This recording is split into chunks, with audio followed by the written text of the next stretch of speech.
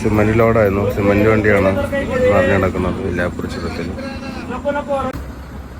ചെറിയൊരു ഗ്യാപ്പ് ഉണ്ട്. ആ ഗ്യാപ്പ് വഴി വൺ സൈഡായിട്ട് വണ്ടി വിട്ടുകൊണ്ടിരിക്കുകയാണ്.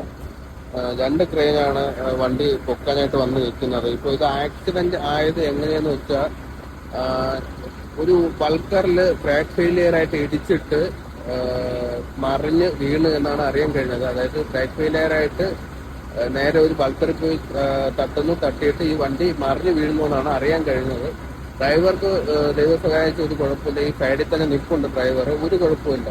വണ്ടി മറിഞ്ഞു, നാശനഷ്ടങ്ങൾ ഉണ്ടായി എന്നല്ലാതെ വേറെ ഡ്രൈവർക്ക് ഒരു അപകടം വന്നിട്ടില്ല.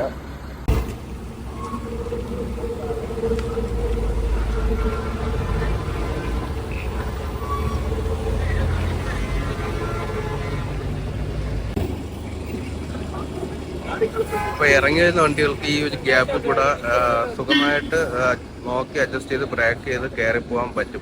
ഇറങ്ങിപ്പോകാൻ പറ്റും. പക്ഷെ കയറി പോകുന്ന വണ്ടികൾക്ക് അങ്ങനെ നിർത്തി പതുക്കെ നോക്കി ഈ ഒരു ചെറിയ ഗ്യാപ്പിൽ കൂടെ കയറിപ്പോകാൻ പറ്റത്തില്ല. അതുകൊണ്ടാണ് ഇറക്കത്തിലുള്ള വണ്ടികൾ മാത്രം പെടുന്നത്. കയറ്റത്തിലുള്ള വണ്ടികൾ ഇവിടെ തന്നെ കിടക്കുന്നത്. ഈ ക്രെയിൻ ഉപയോഗിച്ച് ഈ വണ്ടി എന്തായാലും സൈഡിലോട്ട് വലിക്കുകയോ പൊക്കുകയോ ചെയ്ത ശേഷം മാത്രമേ ഈ ഇറക്കത്തിൽ കിടക്കുന്ന വണ്ടികളെല്ലാം കയറിപ്പോകാൻ സാധിക്കത്തുള്ളൂ.